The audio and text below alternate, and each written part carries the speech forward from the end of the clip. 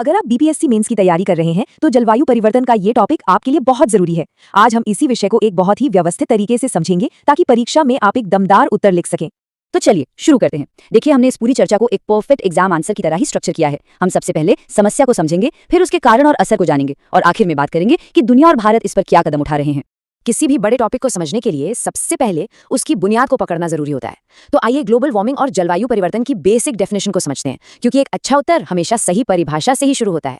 तो सवाल उठता है कि ग्लोबल वार्मिंग आखिर है क्या? देखिए, आसान शब्दों में कहें तो ये हमारी धरती के तापमान में लगातार हो रही बढ़ोतरी है और इसकी सबसे बड़ी वजह है इंसानी गतिविधियां, खासतौर पर फॉसिल फ्यूल यानी जीवाश्म ईंधन का जलना। यही पूरी समस्या की जड़ है। ठीक है, परिभाषा तो समझ आ गई, लेकिन सवाल यह है कि इसके पीछे का साइंस क्या है। मतलब हमें कैसे पता कि ये सब सच में हो रहा है? चलिए अब उन सबूतों और कारणों पर नजर डालते हैं जो इस ग्लोबल वार्मिंग के पीछे हैं। तो देखिए, इसका जो मेन विलन है वो है बढ़ा हुआ ग्रीन हाउस इफेक्ट। होता क्या है कि जब हम फॉसिल फ्यूल जलाते हैं तो कार्बन डाइऑक्साइड और मीथेन जैसी गैसें हवा में भर जाती हैं और ये गैसें एक कंबल की तरह काम करती हैं जो सूरज की गर्मी को पृथ्वी के वायुमंडल में ही कैद कर लेती हैं। अब जरा आंकड़ों पर गौर कीजिए, ये वाकई आंखें खोलने वाले हैं। आईपीसीसी की रिपोर्ट बताती है कि 2005 तक पिछले 100 सालों में ही दुनिया का औसत तापमान 0.74 डिग्री सेल्सियस बढ़ गया। अब सुनने में ये नंबर शायद छोटा लगे, पर यकीन मानिए हमारे प्लैनेट के नाजुक संतुलन के लिए ये एक बहुत बड़ा बदलाव है। और कहानी सिर्फ तापमान पर ही खत्म नहीं होती। हवा में जो कार्बन डाइऑक्साइड है उसकी मात्रा देखिए। 2005 में ये 379 पार्ट्स पर मिलियन यानी पीपीएम पर पहुंच गई और इंडस्ट्रियल रेवोल्यूशन से पहले कितनी थी? सिर्फ 280 पीपीएम। मतलब कितना जबरदस्त और खतरनाक उछाल है ये। इस सब का असर सीधा हमारे समंदरों पर पड़ रहा है। 1993 से 2003 के बीच समंदर का जलस्तर हर साल 3.1 मिलीमीटर की रफ्तार से बढ़ने लगा।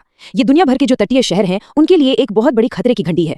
तो चलिए, कारण तो हमने समझ लिए, पर अब बात करते हैं इसके असर की। मतलब इसका हमारी जिंदगी पर, हमारे ग्रह पर क्या और कैसा असर पड़ रहा है। अब हम उन दूरगामी नतीजों पर फोकस करेंगे जो प्राकृतिक दुनिया और हम इंसानों दोनों को प्रभावित कर रहे हैं। देखिए, इसके असर को ना हम दो हिस्सों में बांटकर आसानी से समझ सकते हैं।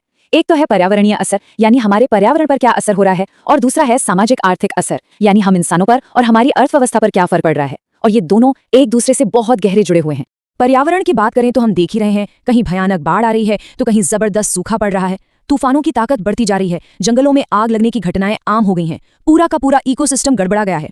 और जब पर्यावरण पर असर पड़ता है तो जाहिर है इंसानों पर भी पड़ेगा। हमारी खेती बर्बाद हो रही है, जिससे खाने पीने की किल्लत का खतरा है, नई नई बीमारियां फैल रही हैं, पानी की कमी हो रही है और सबसे दुखद, लोगों को अपना घर बार छोड़कर दूसरी जगहों पर जाने के लिए मजबूर होना पड़ रहा है। अब जाहिर है जब चुनौतियां इतनी बड़ी हैं तो दुनिया हाथ पर हाथ धरे तो नहीं बैठ सकती। तो चलिए देखते हैं कि इस समस्या से निपटने के लिए दुनिया भर में क्या क्या कोशिशें हुई हैं। ये जो टाइमलाइन है ये हमें पूरी कहानी बताती है। शुरुआत हुई 1992 में रियो अर्थ समिट से, फिर 1997 में आया क्योटो प्रोटोकॉल और फिर 2015 में हुआ वो ऐतिहासिक पेरिस समझौता जिसने सबको एक साथ लाने की कोशिश की।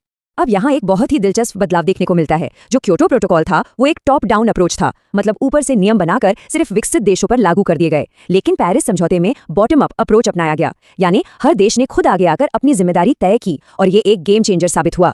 तो ये तो हुई दुनिया की बात। अब आते हैं अपने देश पर। देखते हैं कि भारत इस बड़ी लड़ाई में क्या कर रहा है और हमारी क्या रणनीतियां और लक्ष्य हैं।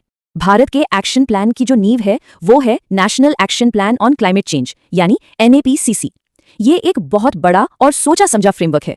इसका मकसद है कि देश का विकास भी हो और साथ ही साथ हम क्लाइमेट चेंज से भी लड़ें। तो इस NAPCC के अंदर कई सारे अलग अलग मिशंस हैं, जैसे कि सोलर एनर्जी पर जोर देना, एनर्जी की बर्बादी रोकना, हमारे शहरों को बेहतर बनाना, पानी को बचाना और ज्यादा से ज्यादा पेड़ लगाकर एक ग्रीन इंडिया बनाना। मतलब हर तरफ से काम हो रहा है। और फिर COP 26 में भारत ने एक बहुत बड़ा ऐलान किया। लक्ष्य है 2070 तक नेट जीरो एमिशन का।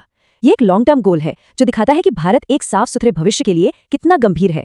लेकिन देखिए, कहना जितना आसान है, करना उतना ही मुश्किल। सबसे बड़ी चुनौती क्या है? चुनौती है बैलेंस बनाने की। एक तरफ देश की करोड़ों की आबादी है जिनकी ऊर्जा की जरूरतें हैं, विकास की जरूरतें हैं, और दूसरी तरफ है हमारे क्लाइमेट गोल्स। इन दोनों के बीच संतुलन साधना ही असली परीक्षा है।